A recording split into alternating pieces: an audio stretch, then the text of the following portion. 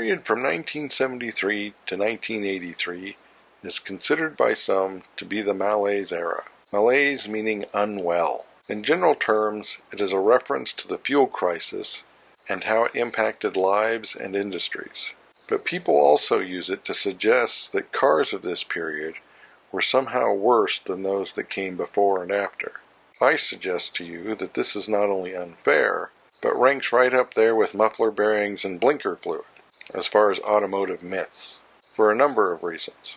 First off, an oil embargo starting in October of 1973 wouldn't have had any impact on 1973 models introduced at the end of 1972. And 1973 saw the introduction of many soon-to-be legendary performance models, ranging from Pontiac's Super Duty Trans Am to the BMW 2002 to the Ferrari Berlinetta Boxer.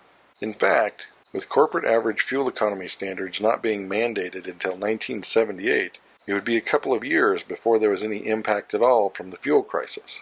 On cars, that is. The Emergency Highway Energy Conservation Act was rushed through Congress to set the national speed limit to 55 miles an hour, starting in November of 1973, the infamous double nickel that spurred the sales of radar detectors. If this had any impact on the market at all, it would be that highway speeds were now much easier to reach, meaning small cars needed less power to be a viable option, which didn't prevent small car horsepower from climbing considerably through the period. And you can question the effectiveness of such regulations, but it was certainly more effective than the follow-up regulation of 1979 that limited speedometers to 85 miles an hour. Although that regulation did impact cars, it wasn't in any meaningful way, as it didn't actually limit the car's top speed or how fast it was driven, but it did change how some people perceived them. This was, of course, not the first change in vehicles themselves. In an attempt to improve mileage, many models got a change in gear ratios, trading acceleration for a minor improvement in mileage. Naturally, performance models offered performance ratios at extra cost, and you could always change them yourself if you were mechanically inclined. What about detuning? There was some, but it was more related to emissions regulations than improving mileage, mostly due to the Clean Air Act of 1970, not a new concept for the period, as smog pumps had been around for a while. And the truth is, imported cars would be where detuning would be seen more than anywhere else, ensuring that U.S. versions were less powerful than their European counterparts for decades to come. The biggest, however, being the addition of catalytic converters for 1973 models, which didn't really detune anything exactly, but it did restrict exhaust flow and therefore reduce horsepower and increase the sale of aftermarket exhaust systems. Other forms of detuning included things like lower compression and lean burn carburetors, and these were intended to improve mileage, but were also not necessarily new or limited to the period. There were other changes over the period, though. The 5-mile-an-hour bumper law made cars longer and heavier, but it would also be a period of downsizing. So in the end, cars got smaller and lighter while becoming safer. People also get hung up on the transition from gross to net horsepower in 1972, which made it look like cars lost horsepower when they didn't. So let's look at how cars that carried into the period actually fared. The American Ford Granada, a prime example of the Malaise era car, in its 1975 to 1980 form, is a continuation of the Falcon platform, going back to 1960. How did all these Malaise era changes impact it? Compared to the original Falcon, it was 19 inches longer, on a half-inch longer wheelbase, and a couple of inches wider, for a gain of 5 cubic feet of interior space, while gaining 800 pounds. Although all but 5 inches and 300 pounds of that growth happened before the Granada was even introduced. At introduction, the Falcon's base 90 gross horsepower straight 6 moved the car to 60 in the high 15-second range and the quarter mile in just over 20 seconds. A base straight 6 Granada with 90 net horsepower did 60 in about 15 seconds and the quarter in just over 20 seconds, in spite of its much greater weight. It also had better handling and braking, thanks to the addition of radial tires and power front disc brakes, all while getting 3 more miles to the gallon, thanks in part to its highway-oriented gearing. The Falcon got a 260 V8 in 1963, growing to a 289 in 1965, and a 302 in 1968, climbing to a 351 in the Granada, meaning that once you take the transition from gross to net horsepower into account, the Granada was more powerful and just as quick as a lighter Falcon, while being a virtual luxury car by comparison. Its Malais era replacement, the Fox body, replacing the Maverick with the Fairmont and updating the Granada, improving handling and refinement while keeping a similar range of engines. This was pretty typical, the exception of course being performance models,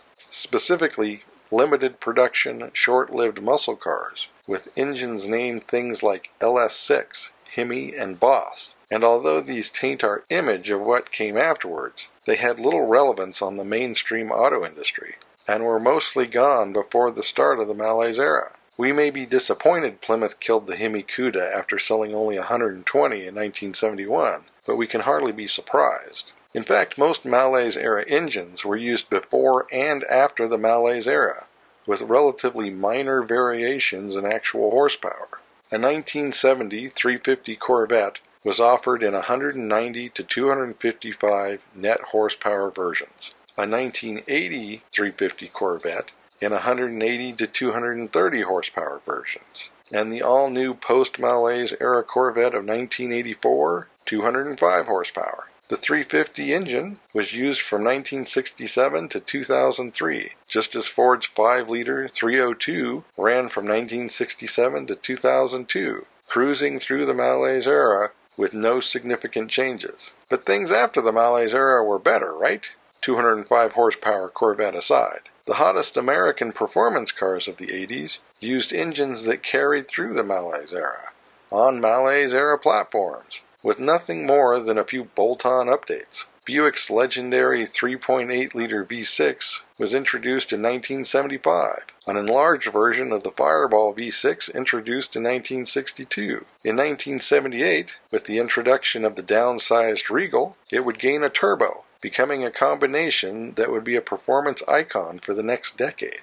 And its post-Malais era replacement in 1988, a new front-wheel drive Regal with a 2.8-liter V6 rated at 125 horsepower, and was about a second quicker than the non-turbo 105 horsepower 3.8-liter V6 of 1978, unless you opted for a manual transmission, which was not available in 1988. The 88 Regal had a combined EPA rating of 23 miles to the gallon, same as the bigger, heavier base V6 in 1978, and a whopping 2 more miles per gallon than the 1978 5-liter V8. So the smaller 1988 version was faster than a base 1978 model when comparing a 3-speed automatic to a 4-speed automatic, but slower than the top models, while having the same mileage as the base model and slightly more than the more powerful ones. And the newer 2.8-liter Chevy V6 proved to have premature wear issues, an issue resolved by going back to the old Buick 3.8-liter,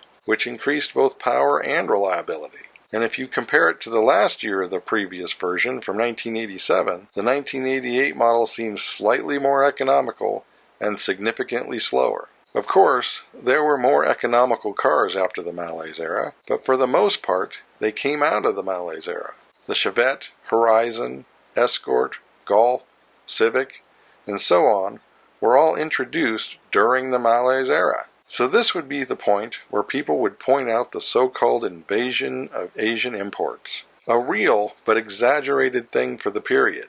The Big Three's U.S. market share dropped dramatically during this period to just over 70% in 1983. Hardly what you would call losing control of the market. GM was actually up slightly from 1972, having set several sales records in the late 1970s, with Ford taking the biggest hit, losing 10% market share for the period, with the now maligned Pinto and Mustang II being some of its successes for the period. But its market share would actually go back up over the next several years. In fact, even AMC was still ahead of all but 4 import brands, with 2.1% market share at the end of the Malais era. Toyota, Datsun, or Nissan, and Honda combined took 15% of the market share, while squeezing out many established European brands. Significant growth to say the least, but far from domination. In fact, the full-size segment remained the top-selling segment through the Malais era and beyond, in spite of the growing small car market. Of course, this is where some will say that it was due to fleet sales.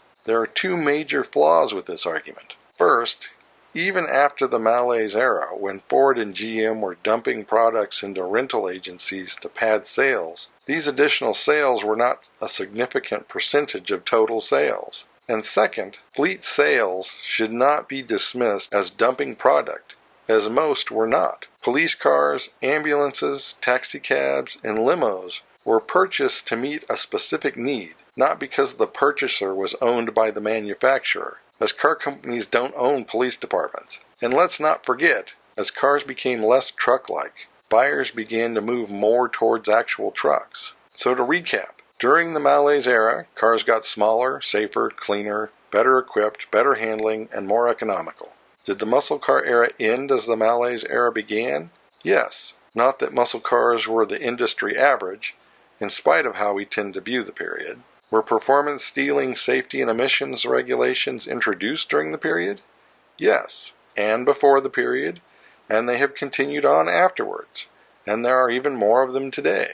Have cars since the Malais era improved? In many ways, and after this much time, one would certainly hope so. But with continued downsizing and cost-cutting and transitioning to front-wheel drive, one could argue they got worse after the Malais era before they got better. Is it hard to believe that the late 80s, early 90s Corsica did more damage to GM's reputation than the overgrown Nova of the late 70s? Would you consider the K-car-based New Yorker a superior luxury car to the outdated B-body version that came before it? Like any period, there was both growth and decline. While the British and French industries were crashing, the German and Japanese industries were expanding. As far as the American auto industry, it may have been the beginning of the decline of the American auto industry, but it is hard to think it is in better shape now than it was then, or that modern cars are less disposable. Large, rear-wheel drive, big-engine luxury cars have certainly made a comeback, as have even bigger station wagons. And while fuel rationing, record inflation, and bloated insurance premiums on anything even remotely sporty are certainly not things we will miss, it seems that buyers still want the same thing from their cars that they wanted then, and that the cars of the Malais era deserve more respect than they get. As always, thanks for watching. Don't forget to comment below and like and subscribe.